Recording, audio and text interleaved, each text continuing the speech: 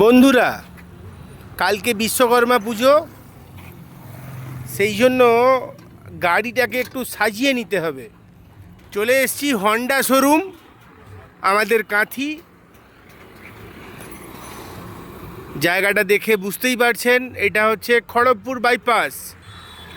Kharagpur bypass থেকে towards খড়গপুরের দিকে যেতে সামনেই ডান দিকে পড়বে প্রশান্ত হোন্ডা, তার ঠিক একটু আগে জ্যোৎস্না কার সিট কভার। সত্যি এখানকার দাদা খুব ভালো। আমার এই বাইকের সিট কভারটা দাদা রেডি করে দিবেন।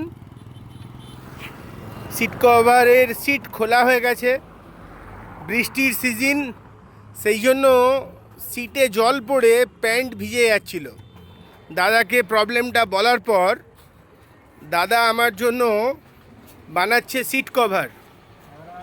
আপনারা চলে আসতেই পারেন জ্যোৎস্না সিট কভারে। দাদা এখানে খুব সুন্দরভাবে সিট কভারটা রেডি করে দিচ্ছেন, একদম পারফেক্ট মাপে।